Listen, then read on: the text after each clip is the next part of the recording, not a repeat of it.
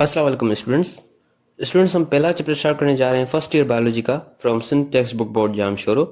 Chapter है हमारा biological molecules और टॉपिक है introduction to biochemistry. The branch of biology which explains the biochemical basis of life is called biochemistry. अब students biology की बहुत सारी ब्रांचेज होती हैं। अब उनमें से एक ब्रांच जो है वो बायोकेमिस्ट्री है। अब बायोकेमिस्ट्री का काम एक जिंदा चीज की बायोकेमिकल बेसिस बताना है।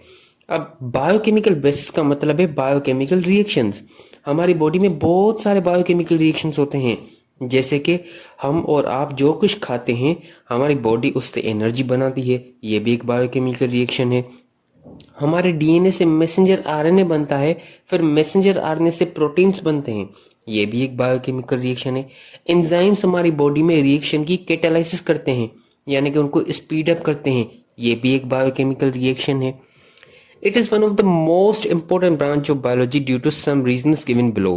It provides information about all the processes carried out in the living organisms, from construction of body structures to flow of information from nucleus, especially DNA for enzyme या protein synthesis and control of all the mechanisms. जो भी हमारे अंदर chemical reactions हो रहे हैं उन सब की स्टडी हम बायोकेमिस्ट्री में करते हैं। जैसे हमारे बॉडी के स्ट्रक्चर्स कैसे बनते हैं, या न्यूक्लियस से इंफॉर्मेशन साइटोप्लाज्म में कैसे आती है ताकि प्रोटीन्स बनाए जा सकें।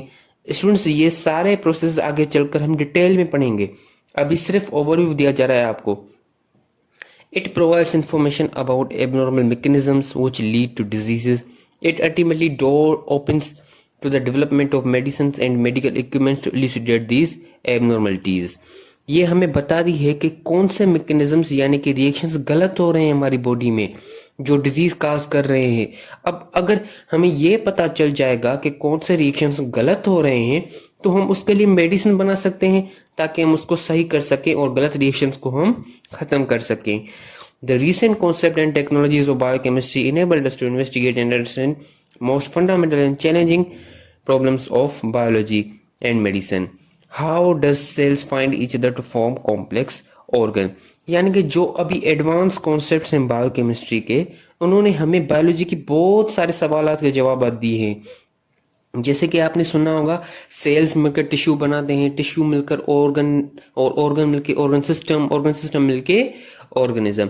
अब हम और आप मिल बने हैं जायगोट से, जो कि एक सिंगल डिप्लॉयड सेल होता है, ठीक है। स्पर्म और एग मिलकर जायगोट बनता है।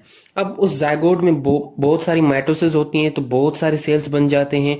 अब उन बहुत सारे सेल्स को कैसे पता चल रहा है कि ये सेल हार्ट बनाएगा, ये सेल लिवर बनाएगा, ये सेल किडनी बनाएगा, मतलब उनको कैसे पता चल जाता है कि हम ये ऑर्गन बनाएंगे, और डिफरेंट फंक्शंस होते हैं हर सेल के, तो हर सेल को कैसे पता चल जाता है। तो ये भी जवाब हमें बायोकेमिस्ट्री ने ही सही दिया है। या how does the growth of cells control, cell की ग्रोथ कैसे कंट्रोल की जा सकती है। What are the causes of cancer, cancer की काजेज क्या हैं। What is the mechanism of memory, हम कोई चीज याद करते हैं तो हमें याद कैसे रहती है, ये भी हमें बायोकेमिस्ट्री ने बताया है। और सारे जो ये क्वेश्चन है इनके सही जवाब सिर्फ बायोकेमिस्ट्री ने ही दिए हैं। As we know that organisms are made up of tissues and cells, while cells are made up of molecules. Molecules are chemically bonded atoms. अब जो सेल्स होते हैं ये बनते हैं मॉलिक्यूल से, और मॉलिक्यूल्स बनते हैं एटम से। तो यानी कि हर कोई जानदार बना हुआ है केमिकल्स का, यानी कि एटम्स और मॉलिक्यूल्स का। अब सेल थ्योरी के टोटल 3 पोस्टुलेट्स हैं। हमें यहाँ पे बताया जा रहा है कि it means that fundamentally living things or organisms are made up of chemicals which explain the second postulate of cell theory. Structure and function of cell are dependent upon their chemical composition. जैसे कि मैंने आपको बताया कि cell theory के total 3 postulates हैं। अब उन 3 पोस्टुलेट्स में से दूसरा वाला पोस्टुलेट हमें यही कहता है कि जो हमारे सेल्स हैं वो केमिकल से बने हुए हैं।